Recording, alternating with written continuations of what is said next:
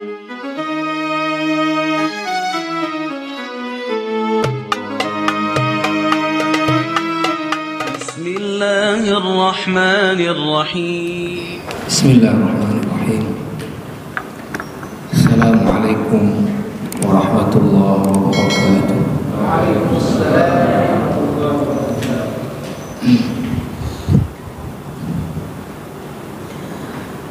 Alhamdulillahilladzi anzala ala 'abdihi al-kitaba wa lam yaj'al lahu 'iwaja. Wassalatu wassalamu ala an-nabiyil mustafa alladzi la yantiqu 'anil hawa in huwa illa wahyun yuha wa ala alihi wa ashabihi ahli sidqi wal wafa wa man tabi'ahum bi ihsanin ila yaumiddin, amma ba'd. Usini wa iyyakum jami'an bi taqwallah, taqullaha haqqa tuqatih wa la tamutunna illa wa antum muslimun. Hadirin hadirat sidang jamaah salat maghrib yang dimuliakan Allah. Alhamdulillah atas nikmat rahmat Allah, karunia-Nya dan taufik hidayahnya, kita baru saja selesai melaksanakan salat fardu maghrib kita dengan kita berusaha meraih keutamaan yang ada padanya. Di antaranya keutamaan salat fardu di awal waktu berbandingkan awal waktu. Keutamaan salat fardu bagi laki-laki kita kerjakan secara berjamaah daripada kita salat sendiri-sendiri. Keutamaan salat fardu bagi laki-laki berjamaah di masjid daripada jamaah di tempat yang lain. Alhamdulillah, selepas salat kita masih ada waktu kesempatan untuk kita meraih keutamaan berikutnya, yaitu i'tikaf di rumah Allah, menunggu dari satu waktu fardu ke waktu fardu berikutnya, dalam hal ini dari maghrib ke isya. Selanjutnya kita dulu dalam majelis ilmu syar'i, majelis yang mendatangkan rahmat, mendatangkan sakinah, majelis yang dibangga-banggakan Allah kepada para malaikatnya. Jamaah yang mulia, kembali kepada kajian kita hadis yang paling pertama diletakkan oleh para ulama menjadi hadis paling induk di dalam agama, yaitu hadis yang diriwayatkan oleh Imam Bukhari dan Imam Muslim, muttafaqun alaihi, berasal dari Umar bin Khattab radhiyallahu anhu. Umar bin Khattab radhiyallahu anhu mengatakan, sami'tu Rasulullah sallallahu alaihi wasallam yaqul, innamal a'malu binniyati wa innama likulli imri'in ma nawa. Faman kanat hijratuhu ila Allahi wa rasulihi fa hijratuhu ila Allahi wa rasulihi, wa man kanat hijratuhu lidunya yusibuha aw imra'atin yankihuha fa hijratuhu ila ma hajara ilaihi. Mungkin sedikit hadis ini tentu ya, kalau dilihat dari kualitas hadis seperti yang sudah kita pelajari di ulumul hadis, ini adalah hadis sahih ya, karena hadis ini sudah disortir oleh Imam Bukhari sehingga dimasukkan ke dalam kelompok hadis-hadis sahih dalam kitabnya yang hanya dimasukkan hadis sahih. Sudah disortir juga oleh Imam Muslim ya, sehingga dimasukkan ke dalam kitabnya yang hanya mengumpulkan hadis-hadis sahih saja.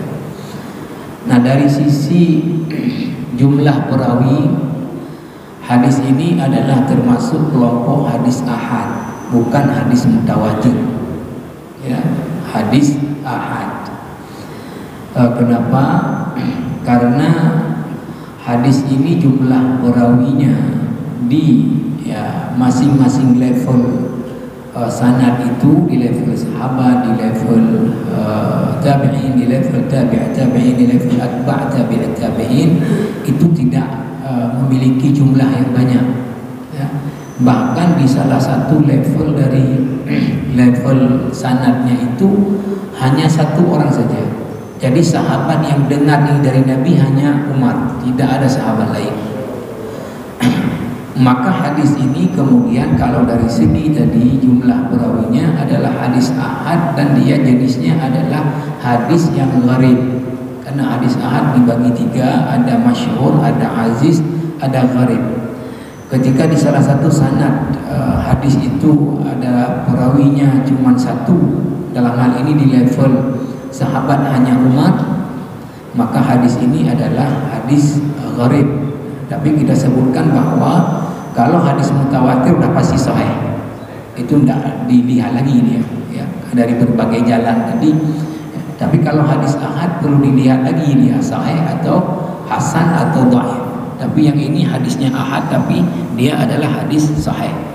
Ya, hadis ini sudah disortir oleh Imam Bukhari, oleh Imam Muslim dengan syarat-syarat hadis sahih terpenuhi pada hadis ini. Nah, para jamaah rahimakumullah, saya sudah baca habis kitab Jami' al-Ulum wal Hikam Ibnu Rajab Al-Hambali, khusus penjelasan tentang hadis ini.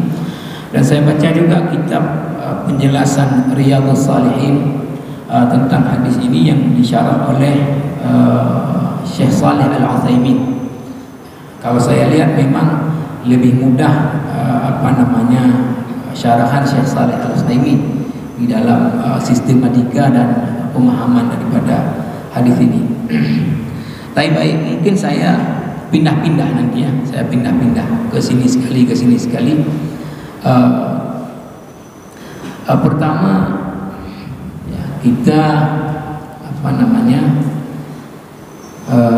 artikan dulu hadis ini, terjemahkanlah lebih kurang ya.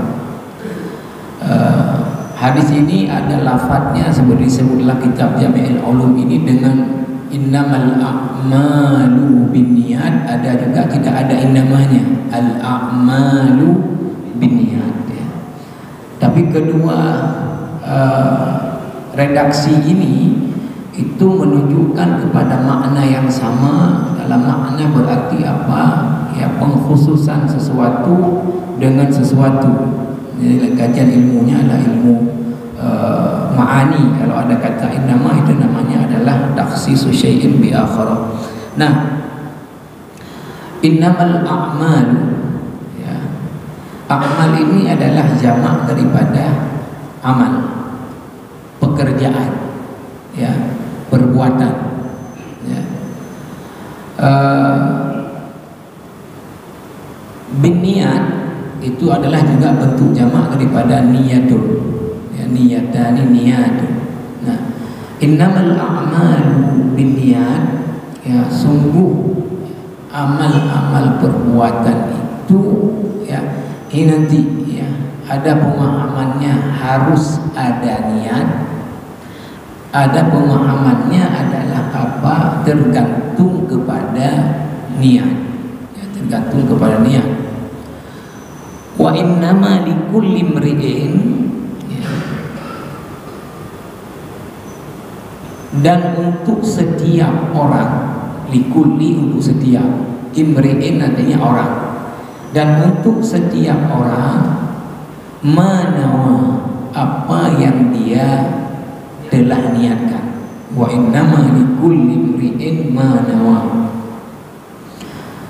Faman kanat hijratuhu ila Allah wa rasulih, maka siapa yang hijrahnya karena Allah dan Rasulnya Nabi Muhammad SAW, fa hijratuhu, maka hijrahnya itu ila Allah wa rasulih ya, karena Allah dan Rasulnya. Wa man kanat hijratuhu lidunya, siapa yang hijrahnya karena dunia, yusibuha, dia dapati dunia yang dia maksudkan itu, awimra'atin, atau hijrahnya tujuan untuk mendapatkan perempuan, yang kihuha, dia dapat menikahi perempuan itu, fahijratuhu ila ma hajara ilaihi, maka hijrahnya itu adalah ya apa yang dia maksudkan daripada hijrahnya. Saya ingin mengulang lagi di sini ya yang sudah kita singgung kemarin. Ini kan kalau dibaca redaksi hadisnya, innamal a'malu. Nah, itu ada yang tidak tersebut setelah al-a'malu ini. Ya. Apakah dia yang tidak disebut ini innamal a'malu sahihah maqbulah, ya, atau apa yang tersembunyi, ya? Misalnya katakanlah kalau dipahami, ya, innamal a'malu, sesungguhnya amal-amal perbuatan itu sahihah, sah, ya, bin niat, kalau ada niat, ya. Atau tadi innamal a'malu maqbulah, ya, amal-amal perbuatan itu diterima bin niat, kalau ada niat. Atau tadi innamal a'malu ya mathubah, ya, amal-amal perbuatan dapat pahala atau tidak dapat pahala tergantung kepada niat, bin niat, tergantung kepada niat. Maka kalau kata Ibnu Rajab Al-Hambali di sini misalnya, bahwa ya tadi para ulama beda pendapat tentang apa yang tidak tersebutkan pada setelah al-a'mal, sebelum an-niyat. Fa katsirun minal mutaakhirin yata'am anna taqdiru al-a'malu sahihah aw mu'tabarah wa maqbulah bin niyat. Nah, ulama mutaakhir seperti kita sebut kemarin, kata Ibnu Rajab ini, ya, kebanyakan yaz'am, artinya itu menganggap, ya. Artinya menurut anggapan mereka, ya, bahwa yang tersembunyi di sini tidak disebut adalah apa? Sahihah, ya, maqbulah.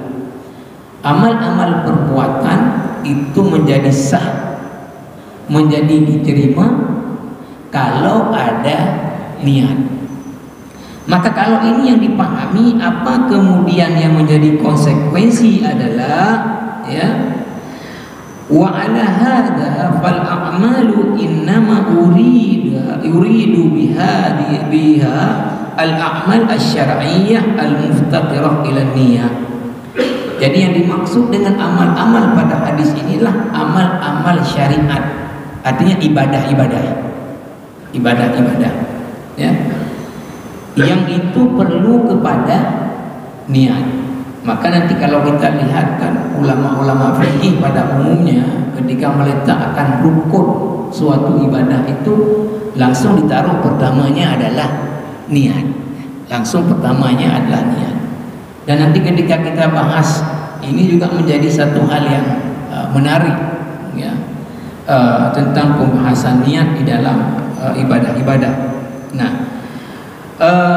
maka kalau ini yang menjadi pemahaman, maka tidak termasuklah pekerjaan-pekerjaan di luar ibadah, ya, misalnya orang makan, minum, ya, tidur, istirahat, ya, mencari nafkah. Nah, padahal seperti saya bilang, ya, nanti, ya, amal-amal yang itu mubah kalau diniatkan untuk ibadah, dia berubah jadi berpahala ibadah. Nah, jadi kalau hadis ini tadi yang dipahami adalah hanya amal-amal syariat yang ibadah tadi perlu kepada niat, maka tidak masuklah yang tadi. Nah, maka kalau kita lihat Ibnu Rajab tidak cenderung kepada pendapat ini, cenderung ke pendapat yang kedua, pendapat ulama mutaqaddimin, yaitu dari sahabat, dari tabi'in, ya, Maka disebutkan pendapat yang kedua tentang ini adalah wa qala akharuna, yang lain berpendapat balil a'malu hauna ala umumiha la yaqtassu minha syai'un. Nah, amal-amal dimaksud hadis ini adalah tidak ada mengkhususkan apa, seluruh amal. Jadi maknanya seluruh amal-amal itu binniat, tergantung kepada niat mengerjakannya apa. Ya. Maka kemudian apa jamaah rahimakumullah disebutkan di sini, ya. Wa hakahu ba'dhum 'anil jumhur ka'annahu yuridu bihi jumhur al-mutaqaddimin. Sebagian ulama mengatakan pendapat ini pendapat jumhur, tapi yang dimaksud adalah jumhur al-mutaqaddimin, ya, mayoritas para ulama mutaqaddimin. Nah, di antaranya adalah pendapat misalnya dikutip satu di sini lah Imam Ahmad bin Hanbal, ya. Imam Ahmad bin Hanbal, ya, mengatakan apa? Uhibbu li kulli man amila amalan min salatin aw siyamin aw sadaqatin aw naw'in min anwa'il birri an takuna niyyatu mutaqaddimatan fi dzalika qabla al-fi'li. Kata Imam Ahmad, saya mau, ya, setiap orang yang mau mengerjakan satu pekerjaan apapun, maka diberi contoh seperti salat, itu kan ibadah. Seperti apa siam puasa, seperti apa sedekah, ya, ini sudah ibadah yang ada manfaat. Kalau puasa, salat kan ibadah itu manfaatnya untuk diri orang itu. Tapi kalau sedekah orang yang melakukan ada manfaat pahala, orang yang terima ada manfaatnya juga, ya. Kemudian dilanjutkan oleh Imam Ahmad, au naw'in min anwa'il birri, ya, atau apapun daripada perbuatan baik. Nah, ini kan sudah di luar ibadah. Apapun daripada amal saleh, ya. An takuna niyyatu mutaqaddimatan fi dzalika qabla al-fi'li. Ya, bahwa, ya, kata Imam Ahmad, saya maunya setiap orang ketika mau melakukan amal apapun, apakah itu ibadah salat ataupun pekerjaan apapun lain dari pekerjaan yang baik, maka hendaknya dia betulkan dulu niat sebelum mengerjakan itu. Itu maksudnya, membetulkan niat sebelum mengerjakan itu. Maknanya untuk apa dia buat itu? Apakah dia buat itu untuk karena Allah perintah, mengharapkan pahala dijanji oleh Allah, atau ada yang lain? Artinya kalau ada yang lain-lain, perbaiki dulu sebelum melakukan sesuatu, agar ujung lanjutan hadis ini kemudian dapat, ya, agar lanjutan hadis ini kemudian dapat. Nah, maka di sini dikatakan di antara ulama juga ada yang tanya kepada Imam Ahmad bin Hanbal. Maka ini yang saya sebut tadi, ya. Kalau saya sangat sepakat artinya dengan ini. Al-Fadl Ibni Ziyad, ya, bertanya kepada Aba Abdillah, itu Imam Ahmad bin Hanbal, anin niyah fil amal, tentang niat di dalam melakukan suatu amal. Faqultu kaifan niyah, saya tanya kepada Imam Ahmad, bagaimana itu niat? Ya, apa jawab Imam Ahmad? Qala yu'aliju nafsahu idza arada amalan la yuridu bihi an-nasa. Nah, kata Imam Ahmad, ya, kepada yang tanya ini, dia betulkan dulu sebelum mengerjakan sesuatu, niatnya itu jangan karena selain daripada Allah, ya. Jadi, ya, apakah itu ibadah? Apakah itu adalah amal-amal kebaikan yang bukan ibadah mahdhah, ya? Maka dalam melakukan itu, sebelum itu dilakukan, kata Imam Ahmad, betulkan dulu niat melakukannya, bahwa melakukannya bukan selain karena Allah. Nah, jadi kita lihat Ibnu Rajab, ya, lebih cenderung kepada, ya, pendapat, ini. Jamaah rahimakumullah. Kemudian dijelaskan oleh Ibnu Rajab lanjutannya sedikit ya, sebelum kita pindah ke Syekh Shalih Al-Munajjid. Wa qauluhu ba'da dzalika, ya. Kemudian sabda Nabi sallallahu alaihi wasallam,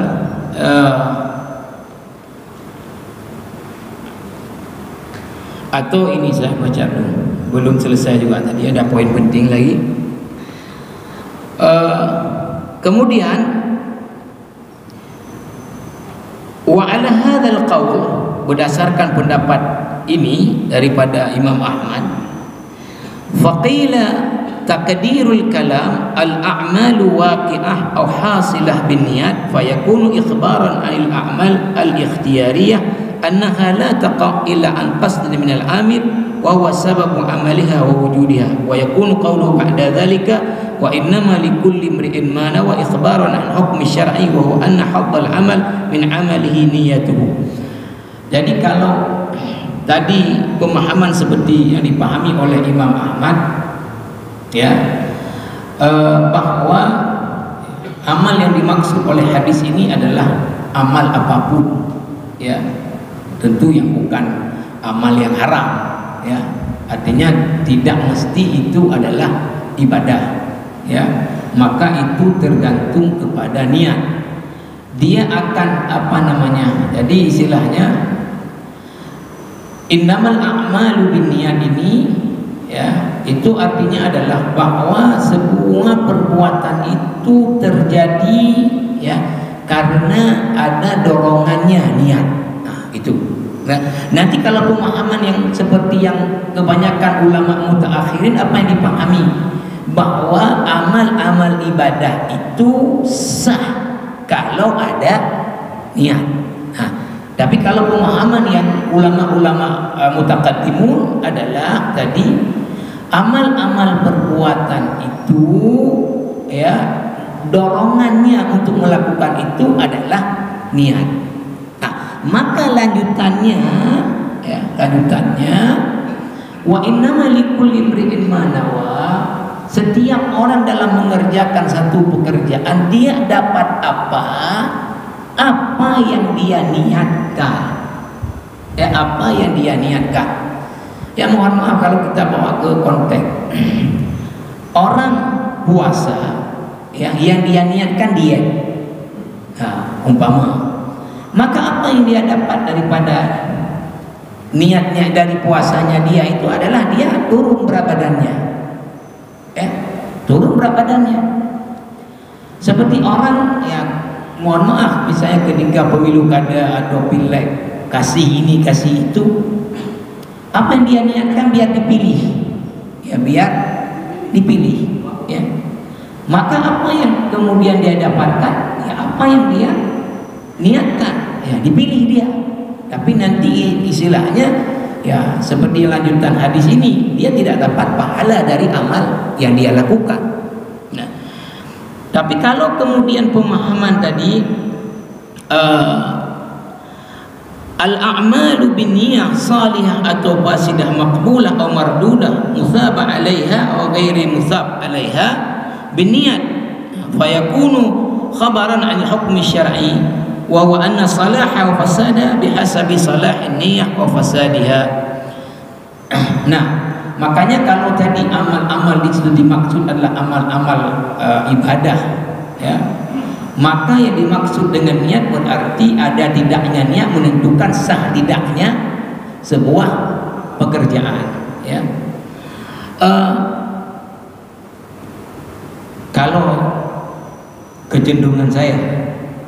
Kalau kecenderungan saya adalah, ya, seperti kecenderungan daripada Ibnu Rajab Al-Hambali di sini dan pemahaman para ulama yang mutaqaddimun, bahwa amal di sini, ya, adalah apapun daripada amal kebaikan, apakah itu ibadah mahdhah atau ghairu mahdhah, ya, bahwa dia dalam melakukan itu, ya, tergantung kepada niat dia apa, ya. Sehingga apa namanya, ya kita sepakat, bahwa amal ibadah, ya amal ibadah apa namanya, sah atau tidak sahnya itu tergantung kepada niat, ya, tergantung ada niat atau tidak ada niat. Tapi nanti menarik juga kalau kita bahas ini, bahwa kalau orang yang dia apa namanya berakal sehat, tidak dipaksa dan itu tidak juga refleks, maka tidak ada pekerjaan yang dilakukan oleh orang yang sadar, ya, yang sehat, tidak dipaksa, tidak refleks, yang tidak ada niat, ya pasti dia lakukan itu karena ada niat, ya, karena ada niat. Nantilah kita bahas lebih apa namanya detail. Maka kalau kita lihat secara redaksi hadis, ya, memang ini ingin fokusnya pada apapun daripada amal perbuatan itu sangat bergantung kepada niat daripada melakukan amal itu apa. Bahkan, ya, apa maksud, ya, ini kalau saya pahami, ya, pertama Rasulullah mengatakan tadi, innamal a'malu binniyat, seluruh amal-amal itu, ya, ini kalau terjemahan saya, tergantung kepada niat. Wa innama likulli imri'in, setiap orang dapat apa dari amal yang dia buat, manawa, apa yang dia niatkan. Nah, artinya ini apa? Boleh jadi, ya, amalnya itu sama, ya, katakanlah kita tadi, ya, sholat maghrib, semua sholat maghrib. Ada berapa orang sholat maghrib misalnya tadi? Ada 50 orang. Nah, itu akan dapat apa ke 50 tadi? Tergantung niat orang masing-masing tadi, sholat untuk apa dia. Dan ini kalau kita lihat kan kemudian dipertegas dengan penjelasan lanjutan. Apa penjelasannya? Ini para ulama mengatakan, baik dalam Ibnu Rajab maupun Syekh Saleh Al-Utsaimin, bahwa Rasulullah memberi satu contoh, di mana contoh ini bisa diterapkan yang lain-lain semuanya ke contoh ini. Apa dia? Faman kanat hijratuhu ila Allah wa rasulih, siapa yang hijrahnya karena Allah dan Rasulnya, fa hijratuhu ila Allah wa rasulih, maka hijrahnya itulah yang dapat pahala akhirat, yang dapat pahala akhirat.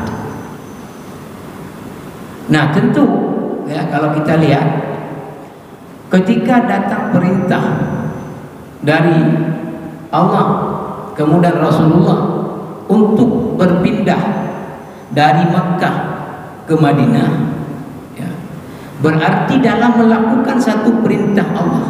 Nah, kita ini kan melakukan apakah itu ibadah mahdhah salat atau memang tadi amal-amal saleh lainnya, ini kan karena ada perintah daripada Allah dasarnya.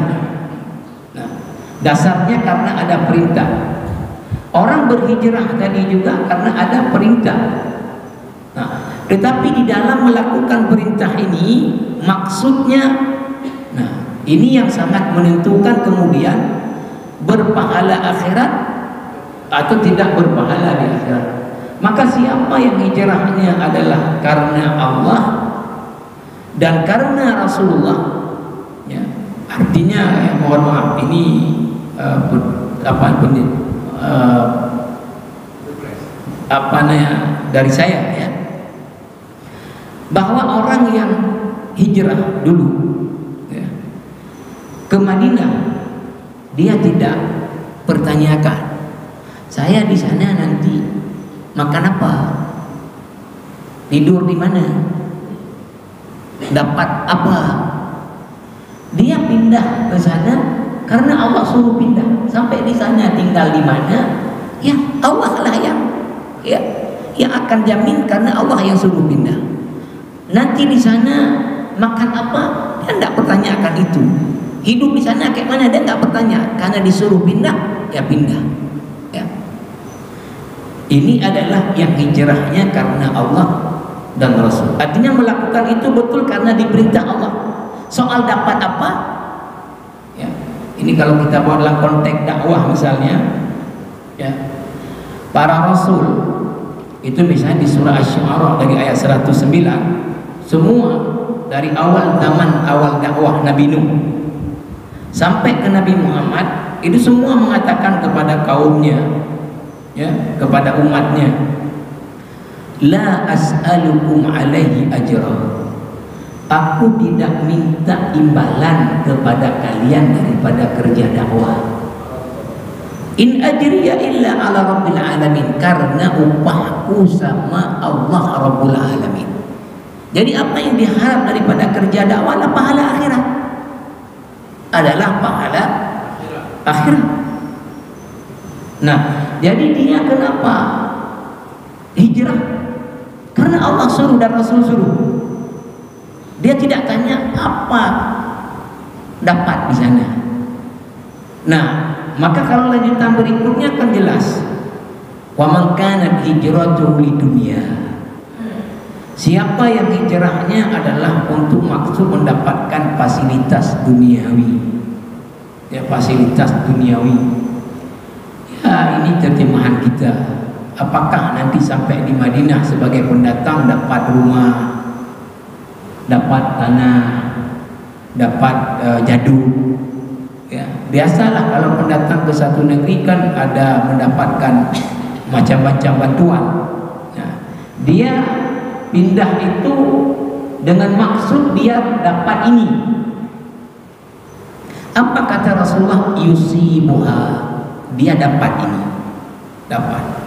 Ya, tapi nanti kalau Syekh Shalih Al-Munajjid mengatakan, tapi di dalam konteks yang lain nanti, ya, konteks lain. Nah,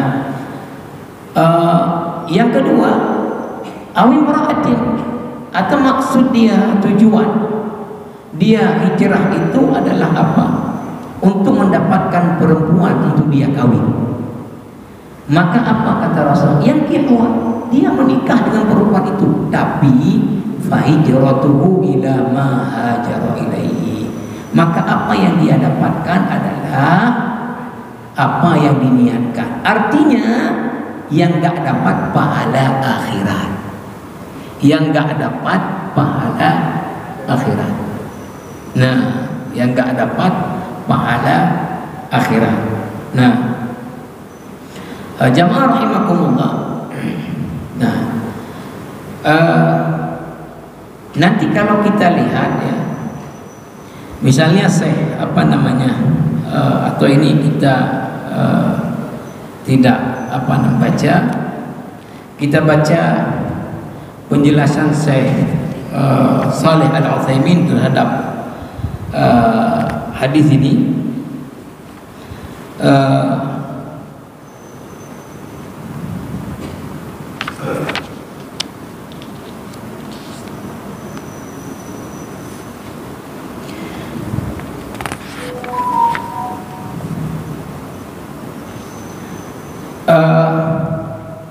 Kata Syekh Shalih Al-Utsaimin di sini yang paling menarik adalah bahwa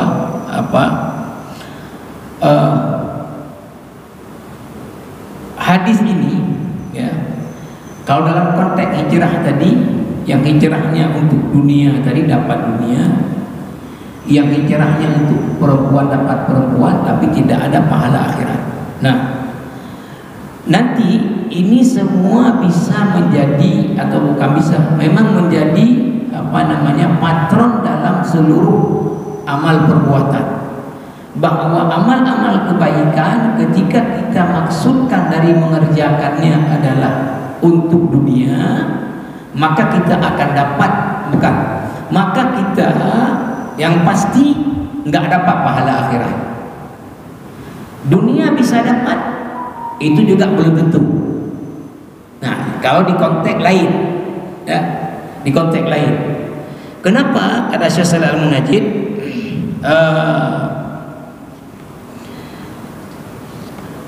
karena diikat untuk ini oleh, ya, maka kata Syekh Shalih Al-Munajjid apa di sini?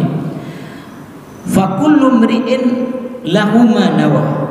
Inna wallaha wad darul akhirah fa a'maluhu fi a'malihi syar'iyyah hasal lahu dzalika wa inna wa ad-dunya faqad tahsulu wa qad la tahsul. Jadi kalau amal-amal ibadah, ya, amal-amal saleh, kalau diniatkan adalah karena Allah dan Rasulnya, ini yang kemudian akan mendapatkan pahala akhirat. Tapi kalau amal-amal tadi diniatkan adalah untuk dunia, apa kata Syekh Shalih Al-Munajjid? Faqad tahsulu wa qad la tahsulu. Maka bisa itu dia dapat, bisa dia tidak dapat. Qala ta'ala, diikat dengan firman Allah Subhanahu wa taala surah Al-Isra ayat 18. Man kana yuridul ajilata ajjalna lahu fiha ma nasya liman nurid thumma ja'alna lahu jahannam yaslaha madhmuman madhura. Siapa yang menginginkan kesenangan hidup di dunia, ya, ajjalna lahu fiha ma nasya, maka kami bisa berikan itu bagi, ya, yang kami kehendaki sesuai dengan yang kami kehendaki. Ajjalna lahu ma nasya'u, kami berikan kepadanya ma nasya', seperti apa yang kami kehendaki. Liman nurid, bagi yang kami kehendaki. Artinya bahwa siapa yang menginginkan, ya, kesenangan hidup di dunia, maka Allah, ya, bisa berikan itu terikat dengan dua hal. Siapa yang Allah inginkan, dalam kadar juga yang Allah inginkan. Maka kalau kita bawa ke konteks tadi, ya, orang misalnya, ya, kasih bantuan ketika pemilu biar dipilih, maka ini pahala akhirat dari dia bantu-bantu orang udah jelas nggak ada. Ya, apakah dia dipilih? Bisa jadi nggak dipilih juga. Kan banyak orang yang udah keluarkan ini ujungnya mana juga, nggak ada, suara dia nggak ada. Ya. Atau orang misalnya katakanlah, ya, ingin dari melakukan suatu amal kebaikan untuk mendapat ketenaran, ujungnya nggak tenar juga. Jadi yang pasti bahwa kalau amal-amal kebaikan dimaksudkan bukan karena Allah dan Rasulnya, itu akhirat pahalanya nggak ada. Ya, berdasarkan hadis tadi. Nah, dunia yang dia tuju dapat atau nggak dapat, kata Syekh Shalih Al-Munajjid tadi, terikat lagi. Kalau Allah berkehendak bisa dapat, bisa juga tidak dapat. Mungkin kadar yang dia inginkan melalui itu adalah sekian, yang dia dapatkan juga tidak sekian, dan terikat dengan kadarnya sesuai yang Allah kehendaki, orangnya juga sesuai dengan orang yang Allah kehendakinya, orang yang Allah kehendaki. Nah, maka apa kata Syekh Shalih Al-Munajjid, wa qauluhu, ini menurut saya yang juga menjadi penting, innamal a'malu binniyat ila akhirih, hadhihi al-jumlah wallati qablaha mizanun likulli amalin lakinnahu mizanul batini. Nah, jadi hadis, ya, innamal a'malu binniyat wa innama likulli imri'in ma nawa, ini timbangan untuk seluruh amal-amal kebaikan kita, ini timbangannya, ya. Tapi ini timbangan batin, timbangan dalam, yang tahu kita, ya, yang tahu kita. Nah, yang tahu kita. Kata Syekh Al-Munajjid kemudian, wa qawluhu fima akhrajahu Syekhani an Aisyah radhiyallahu anha, man amila amalan laysa alaihi amruna fahuwa raddun mizanun lil a'malil zahirah. Adapun hadis, siapa yang melakukan satu amal ibadah, ya, tidak sesuai dengan perintah kami, maka amal itu tertolak. Ini adalah timbangan yang zahir. Jadi bagi seorang mukmin dalam melakukan apapun amal saleh, ya, maka terutama kalau amal ibadah nanti, ya, karena kalau amal saleh itu asal diridhoi oleh Allah, dia kan karena bukan ibadah, dia tidak ada apa namanya tata caranya, ya, tidak ada tata cara tertentu. Nah, jadi dua timbangan yang paling penting untuk kemudian selalu kita perbaiki di timbangan, ya, supaya apa? Supaya amal kita itu diterima dan mendapat pahala di sisi Allah.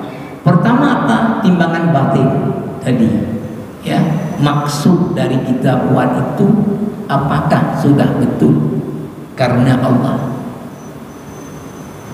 atau karena apa? Maka tadi kata Imam Ahmad, saya ingin setiap orang mau lakukan apapun amal kebaikan, betulkan dulu niat sebelum melakukan amal. Kalau masih ada untuk dipilih, untuk bereskan dulu. Jangan untuk itu, untuk Allah. Nah, ini adalah timbangan yang nggak nampak, orang nggak bisa lihat, ya, karena ini ada dalam hati kita. Nah, timbangan yang kedua yang juga mesti kita jadikan timbangan dalam beramal adalah apakah ini khusus dalam ibadah, ya, sudah sesuaikah dengan yang disyariatkan ibadah kita atau belum. Kalau dua ini sudah, ya, terpenuhi, insya Allah amal kita itu diterima Allah dan akan mendapatkan balasan akhirat nanti di sisi Allah Subhanahu wa ta'ala. Nah, ini inti daripada hadis ini, ya. Nanti hadis ini kan yang menarik ketika kita bahas, dan saya ingin nanti kita bahas oleh para ulama ketika memasukkan, ya, rukun setiap ibadah itu adalah niat. Menjadilah dalam pembahasan kita fikih masalah niat, apa itu niat, apa itu syarat-syarat niat. Nah, sehingga kita kadang-kadang menemukan ada orang itu kalau sholatnya waktu takbiratul ihram, Allah, nggak jadi. Nah, ulang lagi, Allah. Jadi seperti orang masukkan gigi mobil, close-nya nggak pas lagi. Nah, ini di mana ini datang ini, ya? Ini di mana datang ini? Ini karena penjelasan di kitab fikih tentang niat. Jadi maka nanti kita akan bahas pada pertemuan yang akan datang, ya, khusus terkait dengan niat dalam masalah ibadah. Ya, apa itu niat? Ya, apa itu syarat-syarat pada niat, ya, dan bagaimana sesungguhnya termasuk nanti persoalan melafadzkan niat, ya. Kadang-kadang orang kita akan ada yang gini, dia misalnya kalau bulan Ramadan, ya, bulan Ramadan dia apa namanya, malam sebelum tidur dia udah makan sahur. Aja hujule, ada hanja gali, ya, jam 12 malam tidur dia. Waktu bangun udah pulang orang dari sholat subuh, langsung dia bilang, aduh, saya belum niat. Nah, kayak mana puasa saya, ya? Saya belum niat. Rupanya dia belum baca nawaitu shauma ghadin an adai fardhi syahr ramadhana hadhihi sanati. Kayak mana dia belum niat makan tadi itu apa? Nah, ini perlu, saya pikir perlu penting sekali penjelasan tentang niat ini dalam hal ibadah, ya. Tadi kan dalam hal umum, ya, bahwa, ya niat itu sesungguhnya adalah apa? Apa yang dimaksudkan oleh hati kita mengerjakan sesuatu? Apakah karena itu disuruh Allah atau kita ada tujuan-tujuan di balik itu? Ya. Nanti akan dibahas oleh Ibnu Rajab juga. Ya. Ada orang dalam ibadah itu atau dalam melakukan sesuatu yang murni memang ria, ya. Ini biasanya orang kafir, orang munafik. Tapi kalau orang mukmin ini biasa campur dia, campur. Untuk Allah hanya ada, untuk yang lain dikit ada juga. Kan ada orang, kan ada ini, ya, diperintah ya, biar ditengok ya juga. Campur dia. Karena memang ini kewajiban Allah, ya, biar ditengok kepala dinas ya juga. Ini gimana mencampur ini, ya, untuk dapat pahala akhirat, ya, biar dipilih juga, ya. Ini kan, jadi kalau murni untuk ria tadi ini biasanya orang kafir. Ini berdasarkan ayat ini diangkat Ibnu Rajab, atau orang munafik. Tapi kalau orang beriman biasanya ini campur dia, karena perintah agama, ya. Yang lain ya juga menggabung ini. Nanti kita lihat ada banyak hadis-hadis yang Rasulullah mengatakan tentang ini, ya. Insyaallah ke depan akan kita coba membahas secara clear betul tentang masalah niat dalam ibadah itu, apa definisinya, apa syarat-syarat yang dibahas oleh para ulama, bagaimana memahaminya secara benar. Di dalam ini paling penting menurut saya, karena banyak orang mungkin yang karena penjelasan di kitab tadi sehingga niat itu sulit seperti apa jadinya, ya. Jadi mungkin seperti itu, ya. Subhanallah wa bihamdika, asyhadu an la ilaha illa anta, astaghfiruka wa atubu ilaik. Wassalamualaikum warahmatullahi